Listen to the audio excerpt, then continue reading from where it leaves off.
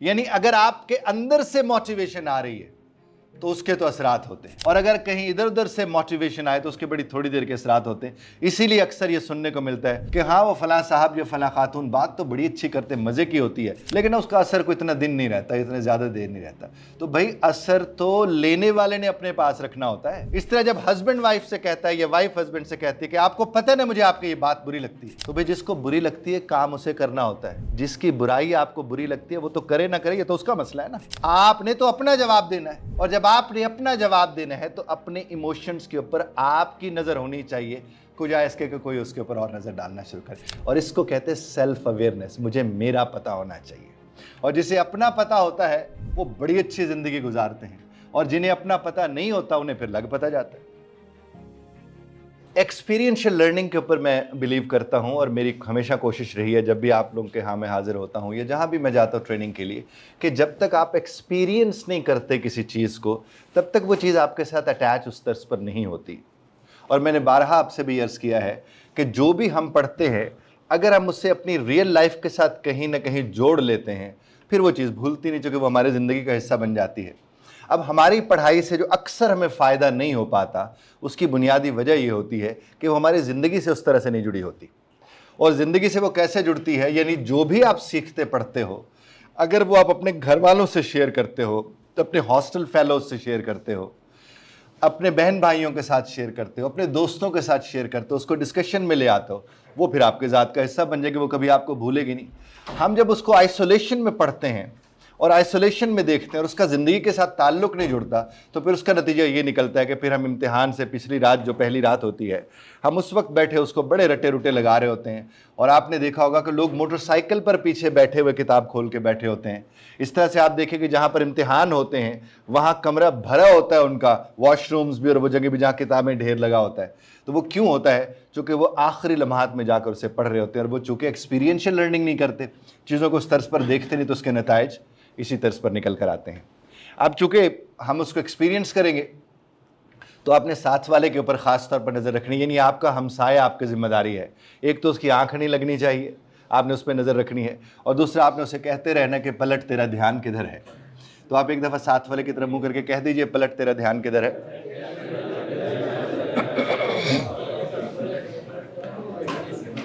तो चूँकि ये कहा जाता है कि 8, 10, 15 सेकंड से ज़्यादा कोई किसी की बात नहीं सुन पाता, तो इसका मतलब ये कि हमें इसलिए भी अपने हमसाए पर नज़र रखनी चाहिए, क्योंकि बैठे बैठे हम में से अक्सर गुम हो जाते हैं।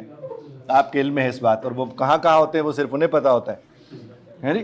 तो हमें कोशिश करनी चाहिए कि हम लोग जितना गोके, ये असल में तो ये मेरी जिम्मेदारी है कि मैं आपको कितना अपने साथ अटैच करके चीज़ों को लेकर चलूँ, लेकिन साथ ही साथ मैं आपसे भी गुजारिश करता जाऊँगा।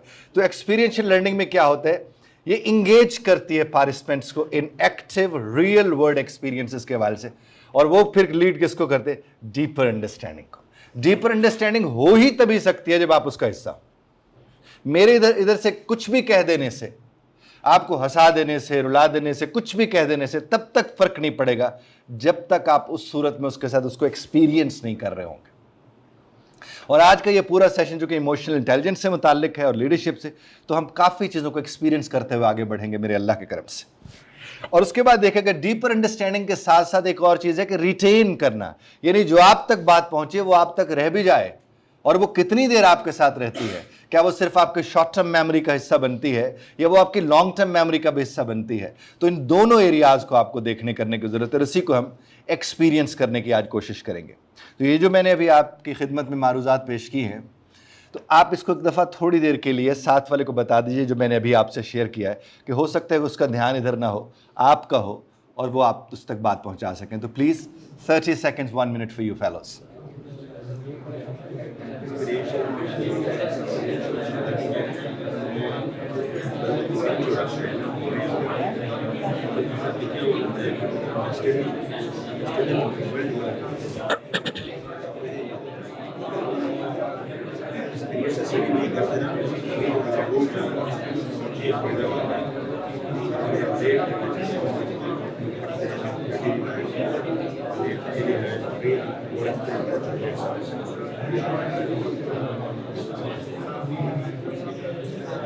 शुक्रिया शुक्रिया। ये आपको इल्म है, मैं हमेशा ही अपनी स्लाइड्स का हिस्सा रखता हूँ कि हम जब तक किसी चीज़ को अप्लाई नहीं कर सकते तब तक हम दावा नहीं कर सकते कि हमें उस चीज़ का इल्म है। तो किसी चीज़ के इल्म का सबसे बड़ा सबूत यह है कि आप उसे अप्लाई करते हैं, आप उसकी एप्लीकेशन करते हैं। आपको अगर मिसाल के तौर पर कोई कहता है कि यार नमाज पढ़ा करो, और आप उसे कहें हाँ हाँ मुझे पता है, और बाद में पता चले कि आप नमाज पढ़ते नहीं, तो इसका मतलब यह हुआ कि आपको नहीं पता। क्योंकि अगर आपको पता हो तो आपसे तो कज़ा भी ना हो। तो जिनको नहीं पता होता वो ये बात तो कर देते हैं। इसीलिए कहते हैं कि जब कोई कहे मुझे पता है तो उसका वैसे पता कराना चाहिए कि उसे इस बात का कितना पता है जी। तो हम इसे वो नहीं कर सकते। अब यहां देखिएगा कि इमोशनल इंटेलिजेंस असल में है क्या इस बला का नाम? ये एक ऐसी एबिलिटी है, एक ऐसी सलाहियत है, एक ऐसी काबिलियत है कि जिसमें आप रिकॉग्नाइज करना सीखते हैं। आप क्या सीखते हैं? रिकॉग्नाइज करना। आप रिकॉग्नाइज जाकर करते हैं, यानी पहचान पाते हैं किसको? इमोशंस को। आप अंडरस्टैंड करते हैं और साथ ही साथ आप मैनेज करते हैं। कंट्रोल नहीं करते बल्कि क्या करते हैं? मैनेज करते हैं। किनको? इमोशंस को, अपने अंदर भी और वो जो दूसरों के यहां पैदा हो रहे हैं उनको भी। यानी पहले आपको अपने इमोशंस को मैनेज करना होता है, फिर कहीं जाकर आप किसी के इमोशंस को मैनेज कर सकते हैं। 3 दफा साथ वाले को बताएं और उसे कहें कि तुम्हें पता है पहले अपने इमोशंस मैनेज कर रहे होते हैं, फिर किसी और के मैनेज करने होते हैं। कहिए।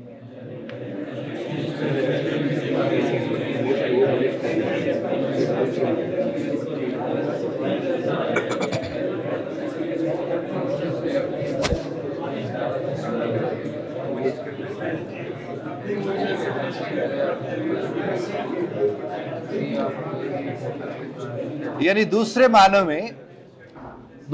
में हम इसको इस तर्ज पर देख सकते हैं। तो मैंने अभी आपसे क्या अर्ज किया कि हम जब तक अपने इमोशंस को मैनेज नहीं कर सकते, हम किसी के इमोशंस मैनेज नहीं कर सकते। तो दूसरे मानों में आप इसे यूं भी ले सकते हैं कि जिसे अपना ख्याल रखना आता है उससे सबसे पहली बात तो यह कि ख्याल रखना आता है। जरा कहिए मेरे साथ।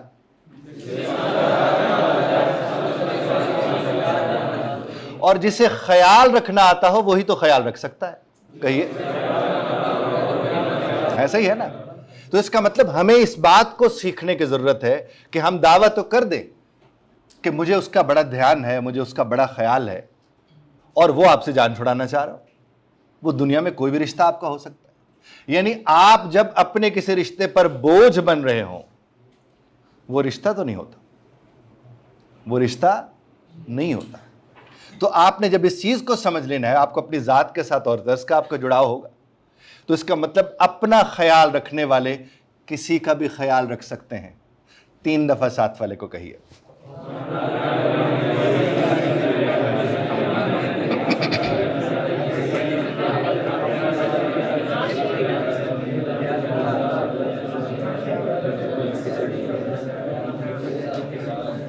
शुक्रिया।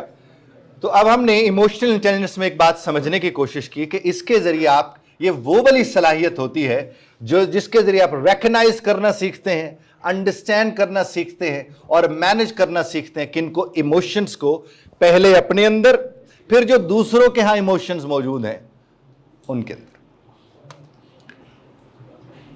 और जिनके यहां यह सलाहियत पाई जाती है उनकी कम्युनिकेशन, उनका इब्लाग, उनका बातचीत गजब की होती है। क्यों गजब की होती है? क्योंकि वो अपने जज्बात को मैनेज करना जानते हैं, वो उलझ नहीं पड़ते। और हम में से अक्सर लोग सुलझाने के नाम पे उलझ पड़ते। साथ वाले से पूछिए, कहीं तुम सुलझाने के नाम पे तो नहीं उलझ पड़ते?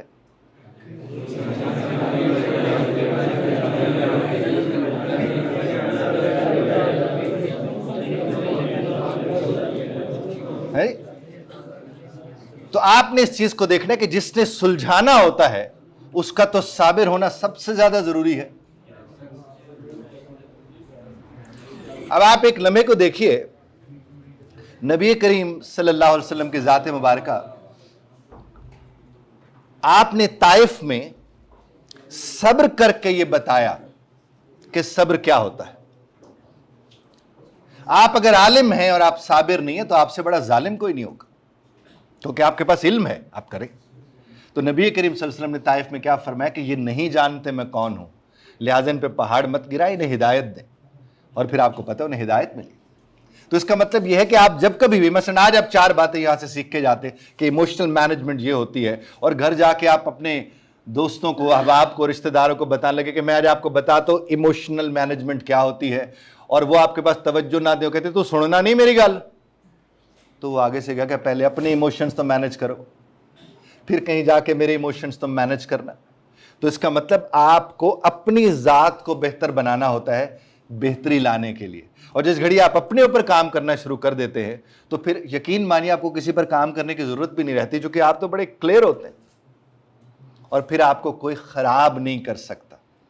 और मैं अक्सर लोगों से कहता हूं कि आप बड़ा दावा कर सकते हैं कि मुझे हर्ट करके दिखाओ, अगर इमोशनली इंटेलिजेंट है आपको फिर इमोशनली कोई हर्ट नहीं कर सकता, क्योंकि आप तो क्लैरिटी के साथ चीजों को देख रहे हैं। और ये बहुत ऑब्वियस, और आपकी उम्रें जो होती हैं इसमें तो हर सेमेस्टर में दिल टूटते हैं, और जुड़ते भी हैं, टूटते भी हैं। तो सबसे ज्यादा इमोशनल, चूंकि आपके चैलेंजेस और तर्ज के,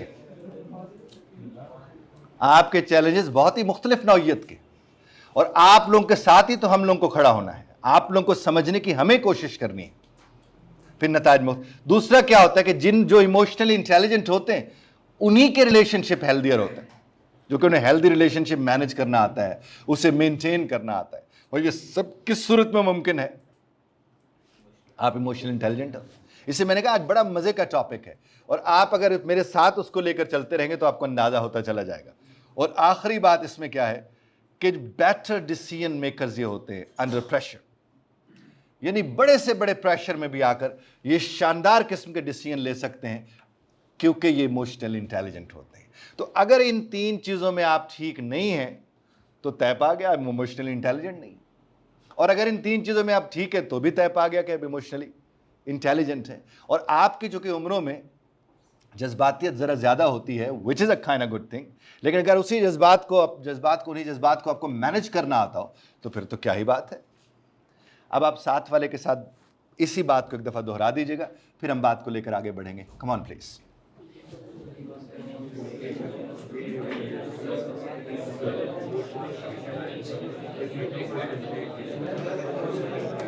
शुक्रिया।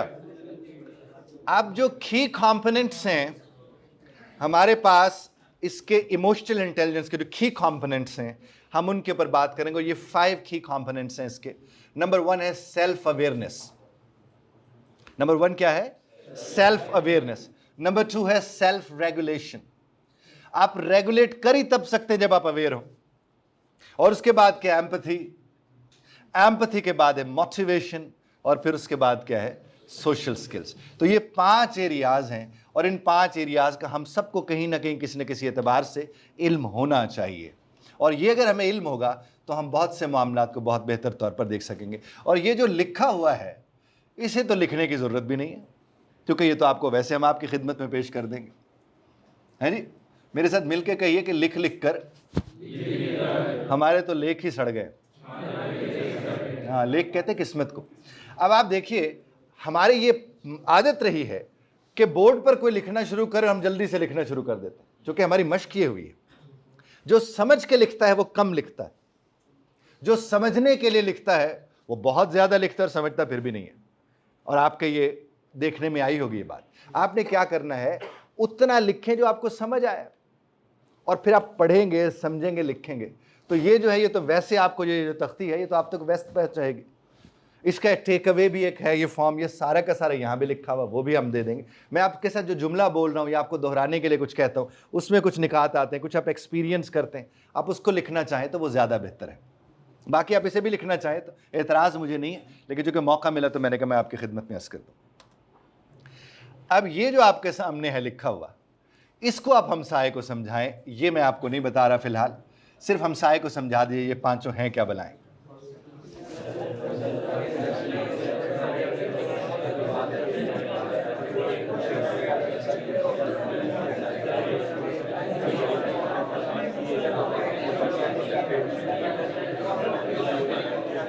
जी, ये कुछ बातें आपको समझ आई होंगी, कुछ ज़ाहिर है हम इसको एक्सपीरियंस करेंगे तो आपको मजीद इनका अंदाज़ा होता चला जाएगा।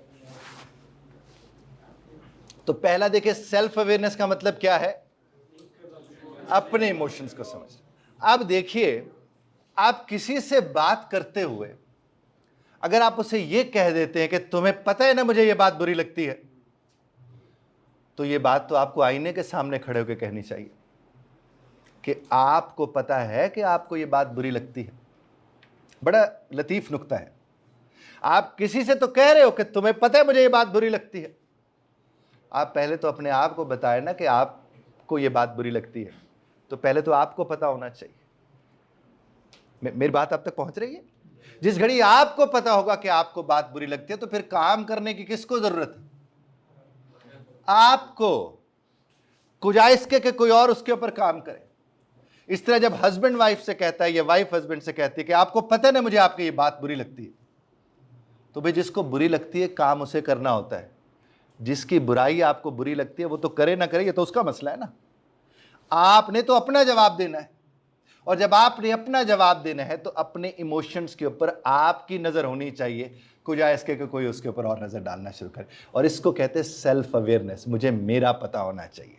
और जिसे अपना पता होता है वो बड़ी अच्छी जिंदगी गुजारते हैं, और जिन्हें अपना पता नहीं होता उन्हें फिर लग पता जाता है। उसके बाद देखिए, सेल्फ रेगुलेशंस में ये है कि आपके इंपल्सेस आते हैं, इमोशंस आते हैं, ये सब कुछ उनको फिर आपने मैनेज करना होता है। कंट्रोल नहीं, मैनेज करना होता है।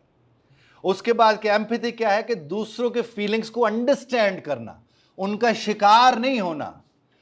3 दफा कहिए, दूसरों के फीलिंग्स को अंडरस्टैंड करना, शिकार नहीं होना। कहिए जरा।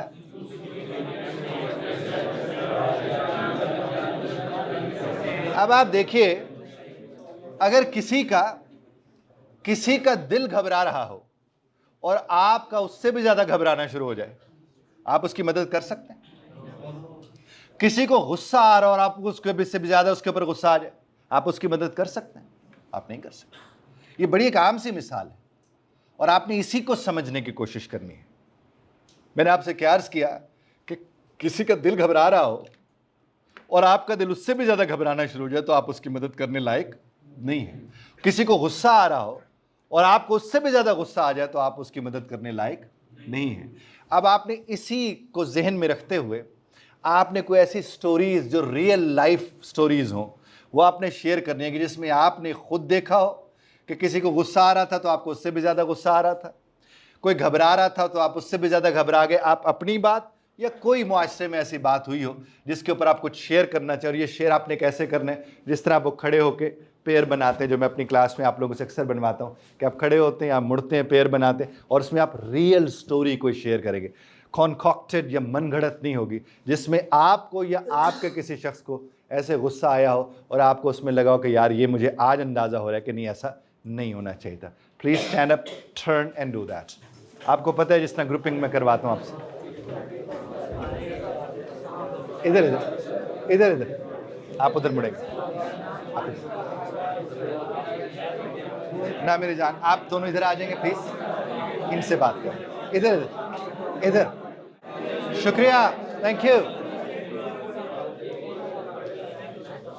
Thank you very much.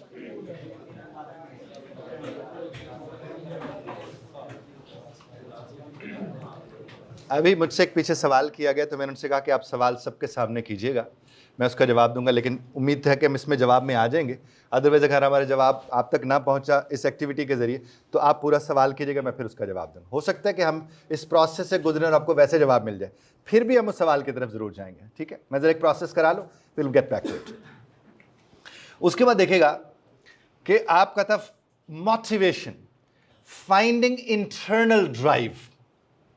Motivation असल में होती वही है जो इंटरनल होती। ये जो एक्सटर्नल मोटिवेशन होती है, ये बड़ी थोड़ी देर की होती।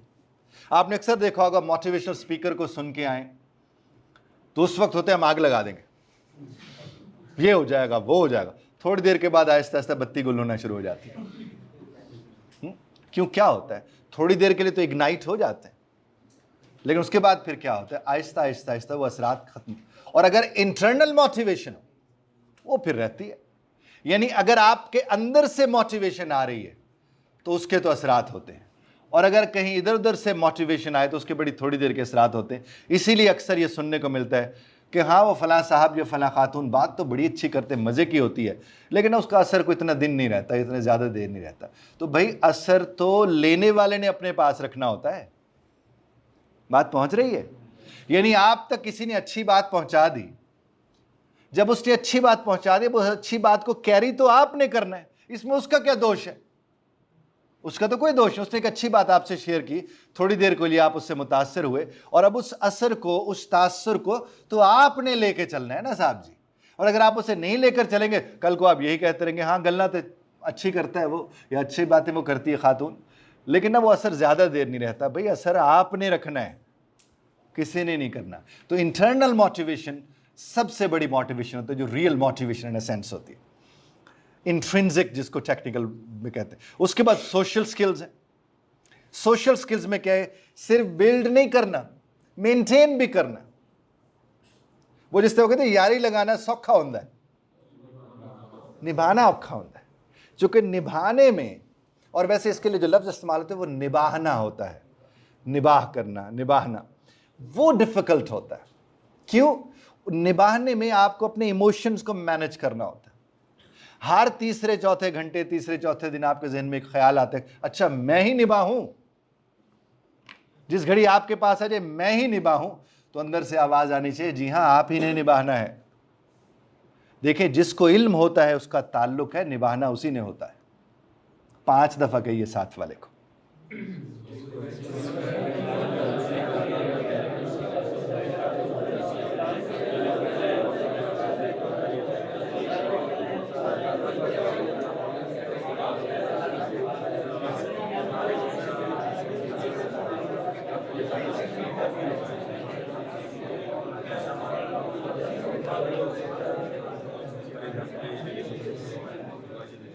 शुक्रिया। तो अब आप इस बात को अगर समझ लेंगे, कोई एहसान नहीं।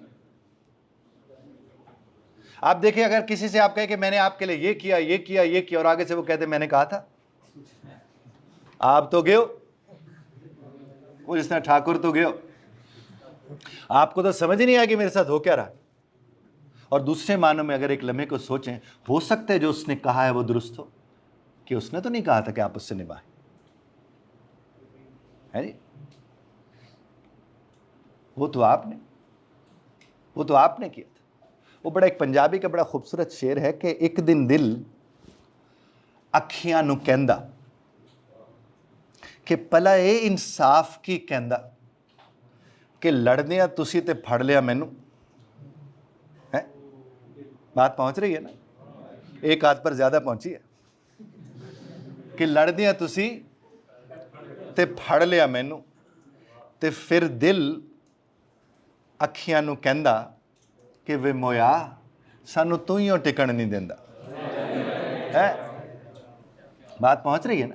तो आप जिस घड़ी किसी के साथ कनेक्ट होते हैं, आप कनेक्टेड हैं। जो कनेक्टेड है उसने निभाना है, और जिसके साथ आप कनेक्टेड हैं वो ना निभाए ये उसका मसला है। लेकिन अगर ये आप ही का मसला बन जाएगा तो फिर तो आप, इसीलिए जब वालिदा रात को जाग रही होती है कि बच्चा आएगा तो मैं सोऊंगी, वो अपने लिए जाग रही होती हैं, बच्चे के लिए नहीं जाग रही होती। कितना मुश्किल और खौफनाक जुमला है कि अम्मा से ये कह दें कि आप मेरे लिए थोड़ी जाग रही थी। अम्मा की तो सारी इमोशनल मैनेजमेंट धरी की धरी रह जाएगी। वो अपने इत्मीनान कल्ब के लिए जाग रही होती है, और उस इत्मीनान कल्ब को उन्हें रखा किसके यहाँ होता है? अपने बेटे के वक्त पर आने में।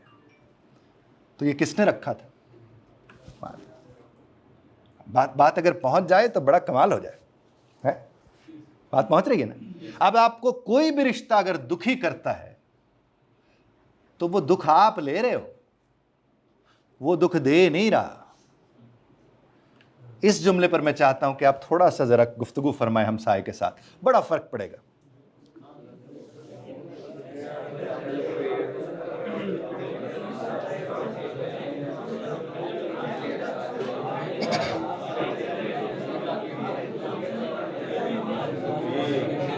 शुक्रिया, thank you. I would stop in for a second, ask you a very simple question. What are you feeling at the moment? I want one word answer, not more than that. What are you feeling at the moment?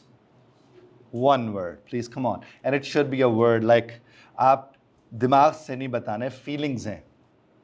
Come on, tell me. One word. Behtar, better, thank you. G. Sleepy, can be. Yes, come on. Relaxed. Come on, please. Satisfied. Personal development. Strong. Self-awareness, that's cool. Self-aware. Enjoying. Motivated, excited. Better. Come on, please. Excited.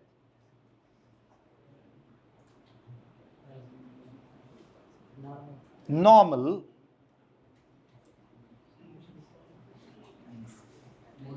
Motivated. Inspired. Blessed. Emotionally strong. Confident.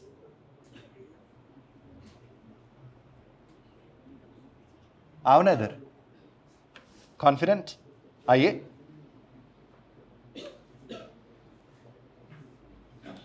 Please. आप इन्हें फरमाइए कि आप क्यों confidence feel कर रहे हैं, confident feel कर रहे हैं. मैं इसलिए कॉन्फिडेंट फील कर रहा हूँ कि इन चीज़ों का इल्म पहले से इतना से नहीं था, अभी चीज़ें पढ़ी हैं तो इसलिए सीखी हैं. तो Can you clap for him? And he proved he is confident. चूंकि ये सबके सामने खड़े होकर वजह बता के जा रहे हो. Thank you very much, sir. God bless you. अब मेरे साथ मिलके कहिए कि रीजनेबल होता वही है जिसके पास रीजन होती है. फिर बोलिएगा. फिर बोलिएगा. अब जिस घड़ी उन्होंने दावा किया कि मैं कॉन्फिडेंट फील कर रहा हूं तो मैंने कहा आइएगा, और ने यहां आकर रीजन दी कि साहब मैं इसलिए कॉन्फिडेंट फील कर रहा हूं. That's cool. जी, ये जो नहीं बोले वो महसूस तो कुछ ना कुछ कर रहे होंगे ना, है जी.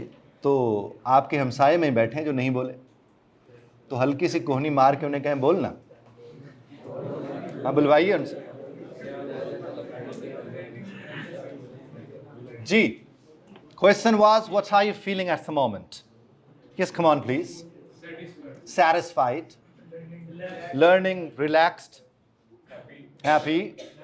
Learning. Sleepy. इसीलिए तुम्हें पीछे बिठाया था, तुम्हें देख के मुझे नींद आ रही थी.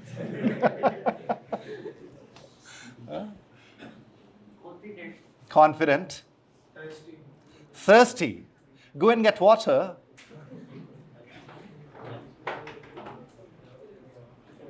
Yeah, please. No problem.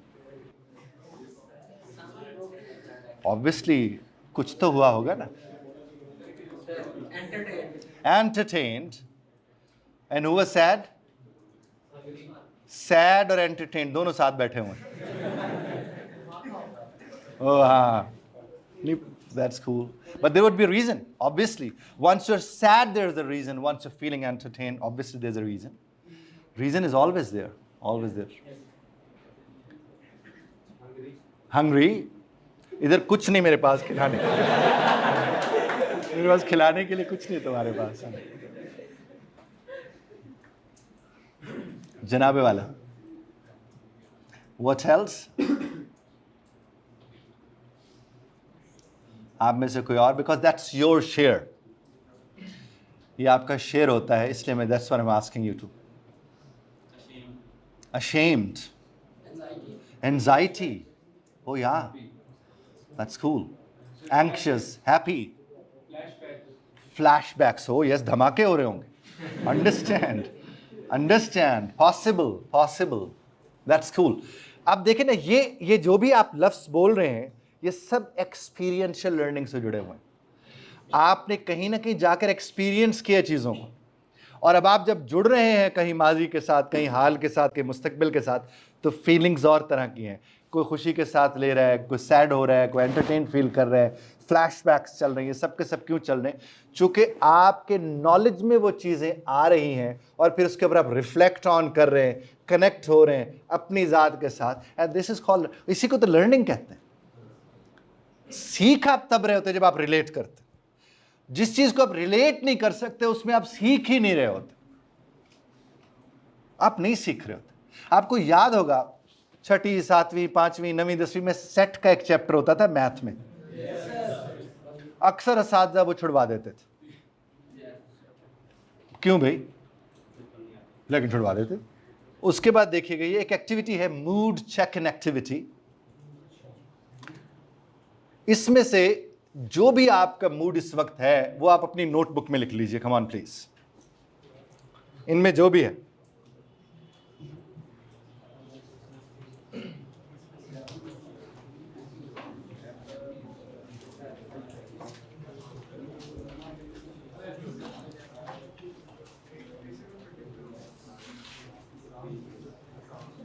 ये ज्यादा क्लैरिटी आ गई इसमें, जनाबे वाला लिख लिया?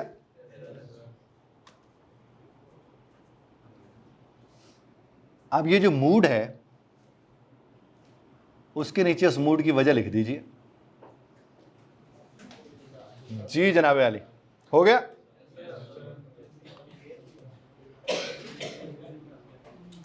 अब इस सवाल का जवाब आपने हमसाये को देना है। इस सवाल का जवाब आपने, हम चुके अब आपने लिख लिया, अब अपने हमसाये को इस सवाल का जवाब देंगे।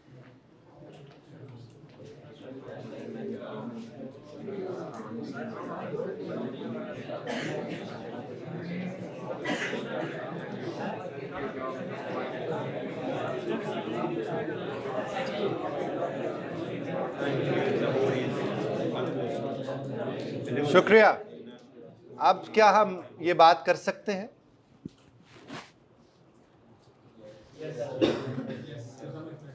कर सकते हैं ना ये वाली बात, कि हमने अब एक्सपीरियंस किया है किस चीज को? सेल्फ अवेयरनेस को। यानी अब अगर आपको कोई भी बात होने लगती है और आपको होने से पहले उसका पता लग जाता है और उसके बावजूद आप उसका शिकार होते हैं, तो फिर क्या हुआ कि आपको पता था आपके साथ जो हो रहा है वो आपकी वजह से हो रहा है, क्योंकि आपको तो पता लग गया था। आपको तो अलर्ट, अलार्म पहले से लग गया था कि जनाब अब मामलात इसकी तरफ। हम सबको पता होता है मामलात किस तरफ जा रहे हैं। और मैं आपको एक बात अर्ज करूं, ये जो लड़ाइयाँ होती हैं, ये जो झगड़े होते हैं, ये जो कत्ल गारत होती है, आप कभी इनसे बात करके देखें तो आपको ये क्या कहते हैं, यार बस उस वक्त समझ नहीं आई हमें, और फिर उसको भुगतते हैं लंबा चौड़ा। किसी को 14 साल कैद हो गई, किसी को उम्र कैद, किसी को फांसी की सज़ा हो गई, किसी को 6 महीने जेल जाना पड़ा, किसी की टांग टूट गई, किसी का कुछ हो गया, किसी का कुछ हो गया। ये सब क्या होता है? तो उसको आप देख लीजिए, तो आपके सामने ये सारी सूरत हाल क्यों और कैसे होती है, चूंकि बस वो रोक नहीं सकते अपने आप को उस एक लम्हे में, जिस लम्हे में अपने आप को रोकना होता है। इस तरह आपके रिश्ते होते हैं, आपको थोड़े लम्हे का तवक्कुफ चाहिए होता है, पॉज करना होता है, सूरत हाल बदल जाती है। उसकी एक एक्टिविटी भी हम आगे चलकर करेंगे, जो पॉज करने वाली एक्टिविटी। कंट्रोल नहीं करना मेरी जान, मैनेज करना। आई वुड फॉर श्योर, वैसे तो एंगर मैनेजमेंट एक अलग वो पूरा टॉपिक है, लेकिन हम इसके ऊपर कोशिश करूंगा कि मैं इसके साथ, हाँ देखिए, आप लोगों की उम्र में ना, आप लोगों के पास जस्टिफिकेशन होती है कि मेरी उम्र का तकाजा है।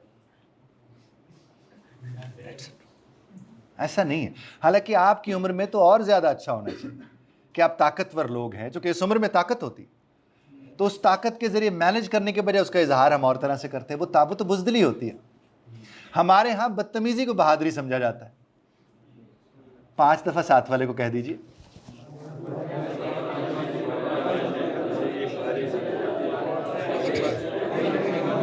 शुक्रिया, थैंक यू। उसके बाद आप देख लीजिए कि अब हमें अंदाजा हुआ, क्योंकि अब हम चीजों को देखभाल के आए हैं, कि सेल्फ अवेयरनेस ये फाउंडेशन है इमोशनल इंटेलिजेंस की, और ये आपको मदद करती है कि आप रिकग्नाइज करें कि कैसे आपके इमोशंस इन्फ्लुएंस करते हैं आपके एक्शंस को और आपके डिसीजंस को। तो जिनके अंदर सेल्फ अवेयरनेस है उन्हें पता लगेगा कि ये मेरा फैसला किस बुनियाद पर था, ये मेरे एक्शन किस बुनियाद पर थे, कौन सी चीज़ें थी जिसकी वजह से सब कुछ हो गया। तो फिर उसके बाद वो उसके ऊपर नज़र रखते हैं। तो आप हमसाये से की तरफ मुंह करके कहिए, जिसकी अपने आप पे नज़र होती है उसे फिर किसी पर नज़र डालने की ज़रूरत ही नहीं होती।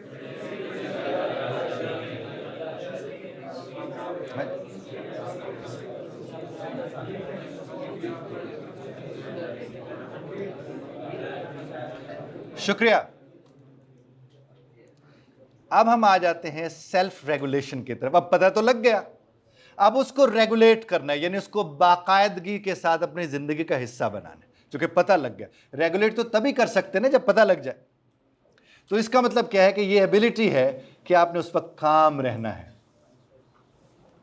क्या करना है? अपनी इंपल्सेस को मैनेज करना है, कंट्रोल नहीं, मैनेज करना है। अपने गोल को फोकस करना है। और उसके लिए फॉर्मूला है NN का, नॉट नाउ। नॉट नाउ यानी आप एक काम कर रहे हैं, आप पढ़ रहे हैं, आपको पढ़ते हुए लगा कि यार वो मैंने कबर्ड भी अपनी ठीक करनी थी। तो जो ही ख्याल आया कबर्ड ठीक करनी थी, आप कहें नॉट नाउ। इसी तरह आपको ध्यान आया कि यार वो फलां वाले पेपर भी तो तैयार होने, अभी तो मैं इसको लेके बैठा हूं। तो ये जो आवाज आएगी इसे आपने क्या कहना है? Not now. और जब आप इन डिस्ट्रैक्शंस को NN का फॉर्मूला लगाना शुरू कर देंगे, नॉट नाउ का, तो कुछ अरसे के बाद ये ऑटो पायलट पे आ जाएंगे। यानी जो ही आप अपने मकसद से हटने लगेंगे, आपके अंदर से वैसे आवाज आना शुरू हो जाएगी नॉट नाउ की, और फिर आप फोकस्ड होंगे। और एक वक्त में अगर आप एक काम को अच्छे सलीके से कर लेते तो कमाल बात है।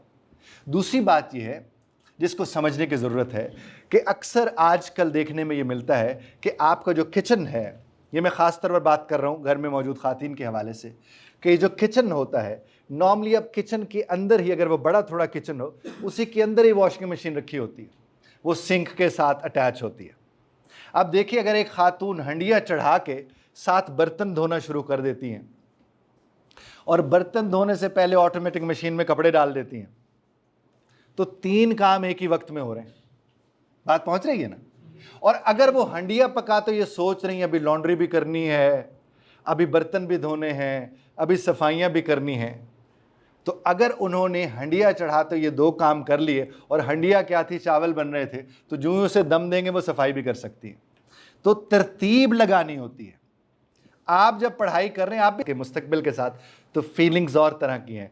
कोई खुशी के साथ ले रहा है, कोई सैड हो रहा है, कोई एंटरटेन फील कर रहा है, फ्लैशबैक्स चल रही हैं, सब के सब क्यों चल रहे हैं? चूंकि आपके नॉलेज में वो चीज़ें आ रही हैं और फिर उसके ऊपर आप रिफ्लेक्ट ऑन कर रहे हैं, कनेक्ट हो रहे हैं अपनी ज़ात के साथ। एंड दिस इज कॉल्ड, इसी को तो लर्निंग कहते हैं।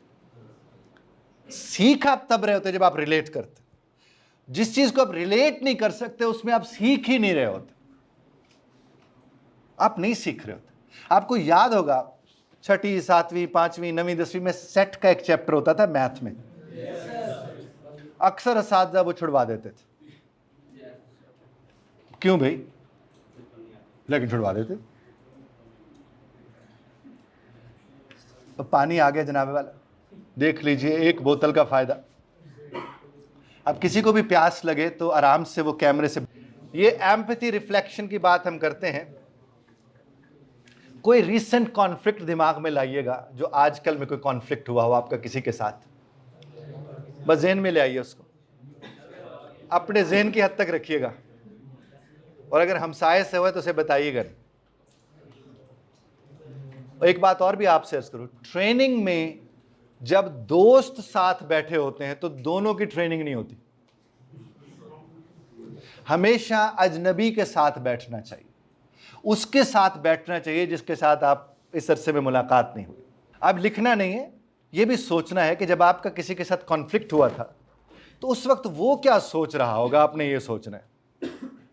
आप क्या सोच रहे थे वो नहीं, वो क्या सोच रहा होगा। जिसके साथ कॉन्फ्लिक्ट हुआ है वो क्या सोच रहा होगा, अब आप सोचिए। अब साथ वाले को जाकर बताए कि अगर आपका नजरिया बदला है तो क्यों बदला है, अगर नहीं बदला तो क्यों नहीं बदला। हमसाये को बताइएगा, कम ऑन प्लीज।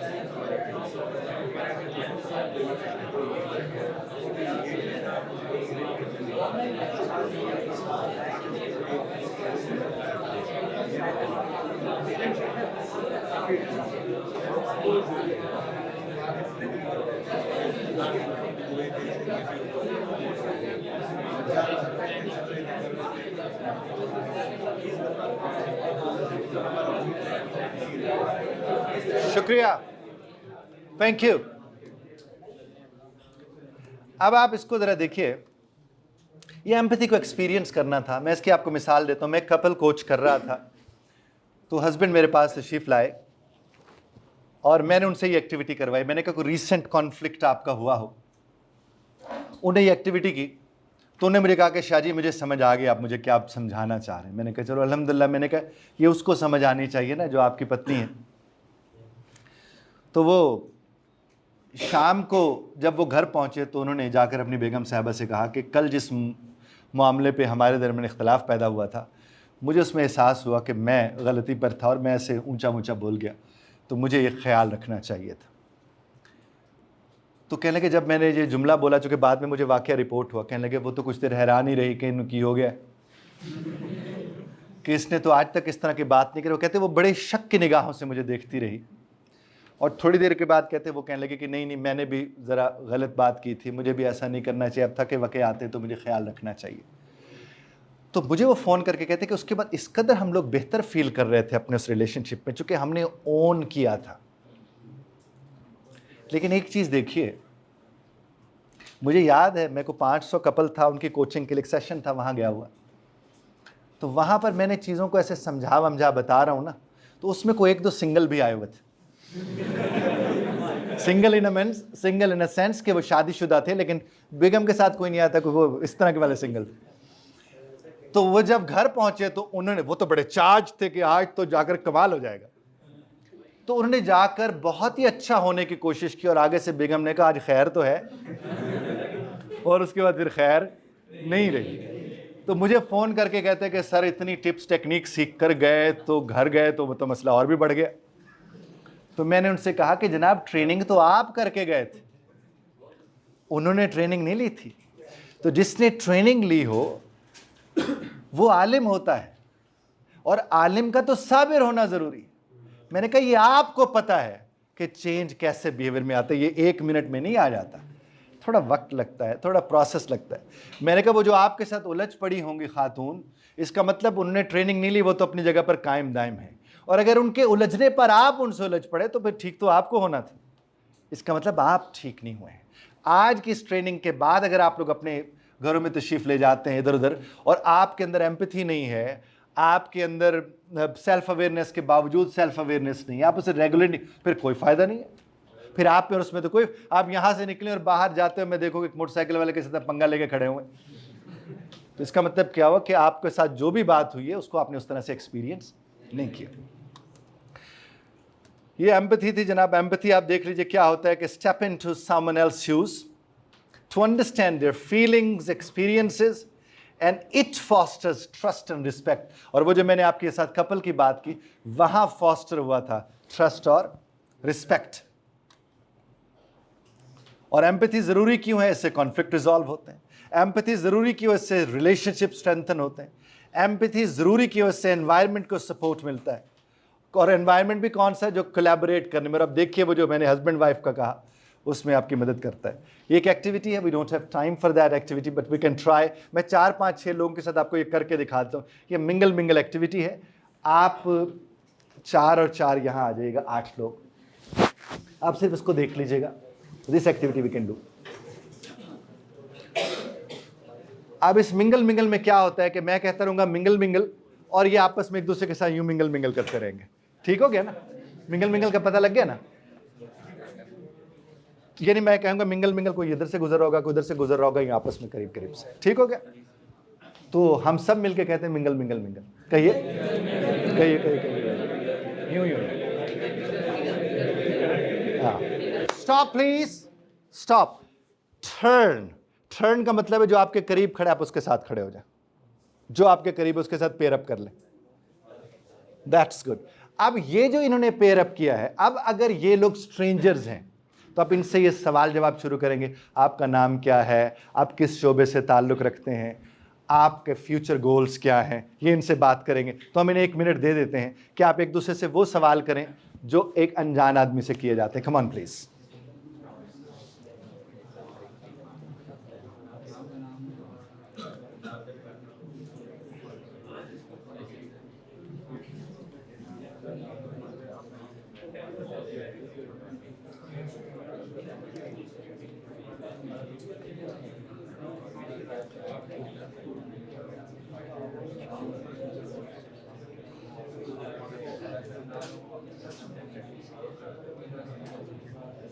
शुक्रिया, and clap for them please, come on, thank you. अब आप लोग ये जो नेटवर्किंग होती है, नेटवर्किंग कर ही वो सकते हैं जो सोशलाइज कर सकते हैं। अब यहां पर एक बात मैं आपसे अर्ज करूंगा जिसकी बड़ी अहमियत है कि सोशलाइज करने के लिए सबसे ज्यादा जरूरी अपनी फैमिली के अंदर सोशलाइज करना होता है। आप अपने बहन भाइयों के साथ कैसे हैं, आप अपने कजन्स के साथ कैसे हैं, आप अपने हमसायों के साथ कैसे हैं। अगर आप वहाँ पर इंटरेक्टिव हैं, अच्छी तरह से सोशलाइज कर लेते हैं, आप कहीं भी जाएंगे आप नेटवर्किंग कर लेंगे। और नेटवर्किंग के 2 तरीके होते हैं। एक तरीका तो नेटवर्किंग का, सोशलाइज का, ये होता है कि आपने जब कहीं किसी महफिल में गए जहाँ 300 500 200 50 60 70 लोग मौजूद हैं, आप वहाँ गए, आपने पहले जाकर मार्क कर लिया 5 लोगों को जिनके साथ आपने 5-5 मिनट गुजारने हैं। आप उनके पास चले जाते हैं, अस्सलाम वालेकुम सर, अस्सलाम वालेकुम मैम, कैसे हैं आप, खैरियत से हैं, मैम मैं आपका बड़ा फ़ैन हूँ, सर मैं आपका बड़ा फ़ैन हूँ, मुझे ये आपसे सीखने को मिला। लेकिन आप उनसे वही बात करें और आपने कहा मैं आपका बड़ा फ़ैन हूँ, वैसे आपका नाम क्या है? उस तरह का तो फ़ैन नहीं आपने ना, आपको पता हो उनका नाम भी, आपको प्रॉपर पता हो, उनके थोड़े काम का भी पता हो, जो कि आपको पता है अब कहीं आप जा रहे हैं। दूसरा ये कि अगर आपको उनका पता ही नहीं है, वो आपके एज के दोस्त हैं, आप उनके साथ जाते हैं, अस्सलाम वालेकुम, हाँ मैंने आज आपको देखा, आप बड़े इंटरेस्ट से बात सुन रहे थे, तो बहुत कुछ ज़ाहिर है आपको भी सीखने को मिलेगा, आपका नाम क्या है। अब आप उनके साथ नाम के ऊपर बात करते हैं, फिर आप आहिस्ता आहिस्ता उनके साथ इंगेज होते चले जाते हैं। तो जिसको सोशलाइज करना आता है, यकीनन उसके अंदर कॉन्फिडेंस होता है, वो कॉन्फिडेंट आदमी होता है, वो ज़्यादा बेहतर तौर पर आगे बढ़ सकता है। और सोशलाइज करने वाले लोग ही एम्पैथाइजर्स होते हैं, उनके यहाँ सेल्फ अवेयरनेस होती है, सेल्फ रेगुलेशन होती है, वो मोटिवेशन भी उनको कहीं ना कहीं किसी न किसी एतबार से मिलना शुरू हो जाती है। अब हम तेज़ी से ज़रा थोड़ा आगे बढ़ जाएंगे। ये सोशल स्किल्स हैं जिसका हमने अभी जिक्र किया कि social skills are the tools we use to interact effectively, to build trust and resolve conflicts and relationships. ये तभी मुमकिन है। अब साथ वाले की तरफ मुंह करके कहिए, जिसे सुनना आता है सिर्फ उसे समझना आता है।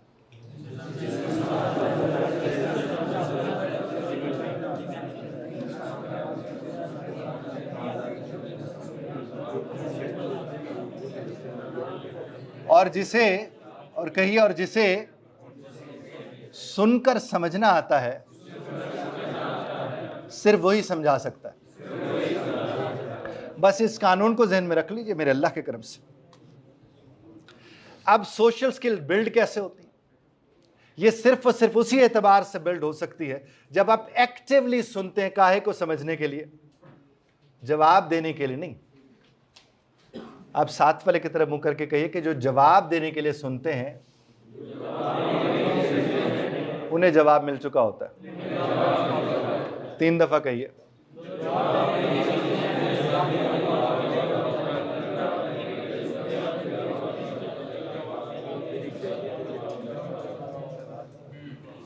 और प्रैक्टिस करें क्लियर एंड रिस्पेक्टफुल कम्युनिकेशन को, अगर आप सोशल स्किल्स को बिल्ड करना चाहते हैं। और जेन्युइन इंटरेस्ट शो करें दूसरों के पर्सपेक्टिव में। मैं अपने YouTube चैनल के ऊपर आखिर में एक जुमला हमेशा बोलता हूँ कि इख्तलाफ राय का हक़ आप महफूज रखते हैं, बस ज़रा तर्ज़ इख्तलाफ राय का ख्याल रखिएगा, चूँकि इख्तलाफ राय से इख्तलाफ पैदा नहीं होता, असल इख्तलाफ पैदा होता है तर्ज़ इख्तलाफ राय से।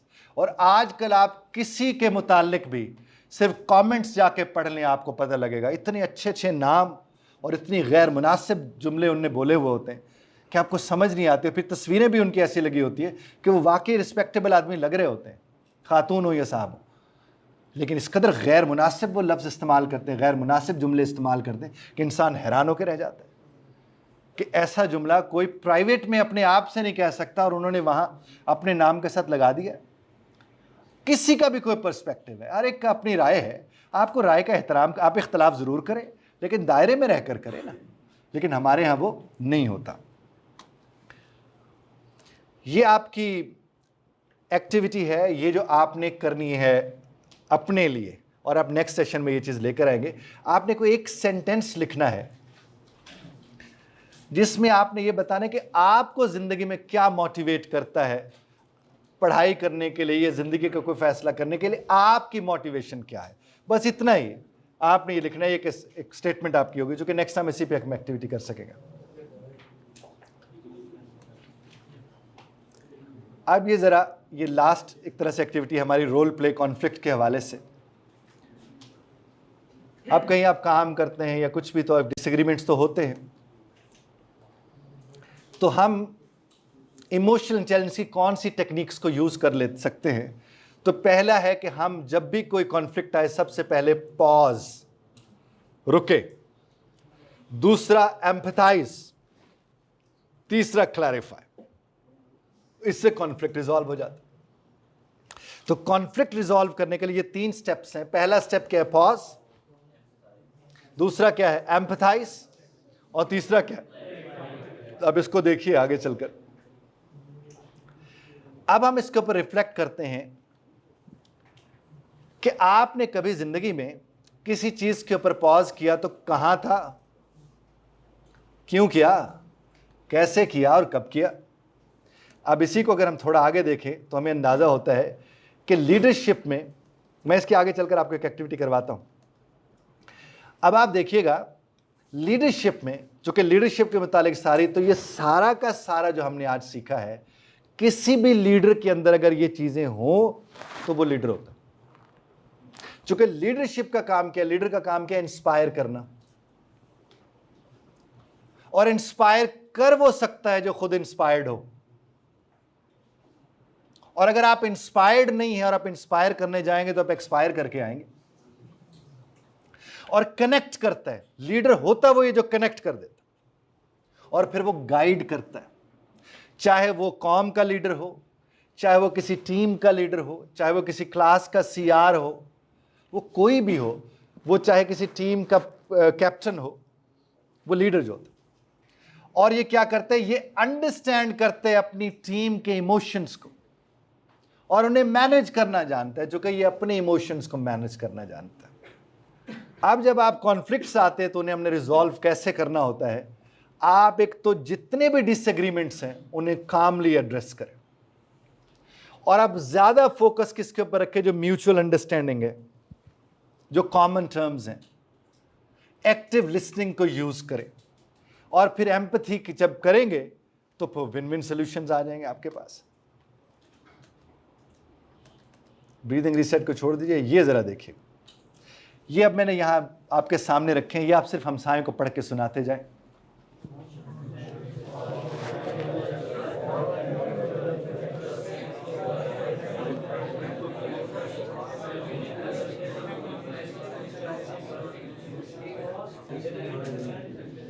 शुक्रिया, थैंक यू। आपके सवाल का जवाब अगर नहीं मिला तो आप दोबारा कर लीजिए। सेल्फ अवेयरनेस पे आपने एक बात की थी कि ना काफी चीज़ें आपको साल में से ये नहीं कहना चाहिए कि भाई मुझे पता नहीं कि बात मुझे बुरी लगती है, लेकिन अक्सर चीज़ें ऐसी होती है कि आपके कोई दोस्त वगैरह से कोई जज कर रहे हो, किसी थर्ड पर्सन को, आप कहते हैं यार ये चीज़ बुरी है और ये चीज़ ना किया जाए, तो उस वक्त हम राइट होते हैं ना कि बाकी किसी को जज नहीं करना चाहिए। उसमें जिस तरह फैमिलीज में अक्सर होता है कि आप किसी रिलेटिव को आपकी मदर या कोई मतलब जज कर रही होती है और आप कहते हो कि मम्मा जी अब मुझे ये चीज़ बुरी लगती है, आपकी चीज़ मैं सामने रख दिया, तो ये सही नहीं है मेरे मतलब। जी मैं अब आपसे करता हूँ। शुक्रिया। बात मुकम्मल होगी जनाब आपकी? जी, मैं आपसे एक बात अर्ज़ करूँ। ये बात हमारे मज़हब ने हमें सिखाई है कि दावत हम दे सकते हैं, हिदायत मेरे अल्लाह ने देनी। जो इस बात पे यकीन रखता है वो इमोशनल इंटेलिजेंट होता है। आपने जब एक दफ़ा जिस भी रिश्ते के साथ आपने कहा कि मैं ये समझता हूँ कि ये अमल दुरुस्त नहीं है, तो आपको ये नहीं करना चाहिए। आपने जब ये कह दिया, आपका काम ख़त्म हो गया। अब अगर उनके उस अमल के दोहराने से आपको तकलीफ़ होती है तो फिर आप ठीक नहीं हैं। मैं ये बार बार अर्ज़ कर रहा हूँ। आपने कहा कि साहब ये वाला अमल दुरुस्त नहीं है, और वह वाकई दुरुस्त अमल नहीं है जो आप जिसके मुताबिक किसी को जज करना, किसी के ऊपर राय कायम करना। लेकिन आप ये बात जहन में रखिए, आप समझते कोई और ठीक हो जाए तो आप ठीक हैं? भाई ये बात समझनी। भाई आपके लिए कोई और क्यों ठीक हो? कोई नहीं होता। जितनी भी बड़ी बड़ी नेक हस्तियां आई हैं, उन्होंने आकर दावत दी है कि ये अमल दुरुस्त है, ये अमल गलत है, आप इसका ध्यान रखिए, मेरा ये काम था, मैंने आपको बता दिया, दैट्स इट। ज़्यादा उसमें घुसोगे ना उस मामले में, तो कुछ देर बाद आप इरिटेट होंगे, आप फ्रस्ट्रेट होंगे। उसका नतीजा क्या निकलेगा? जिसको ठीक करने गए थे उसके साथ उलझ पड़ेंगे, और गए आप सुलझाने थे। समझ रहे मेरी बात को? तो ये हर रिश्ते में, बड़े छोटे इधर हर रिश्ते में होता है। आपका दोस्त बैठा अगर किसी के मुताबिक गलत राय कायम कर रहा है, आप उसे सिर्फ एक हदीस सुना के कह सकते हैं कि गीबत अच्छी शय नहीं होती है, हदीस भी उसके ऊपर ही है, बाकी आपकी अपनी मर्जी, आप जो करें। आप बड़े मुतमईन रहेंगे। और अगर कहें यार तुझे समझ क्यों नहीं आ रही, तो आगे से वो कहेगा तुझे समझ आ रही है कि मुझे समझ नहीं आ रही। Thank you very much, God bless you all. जी जी, फरमाइए फरमाइए।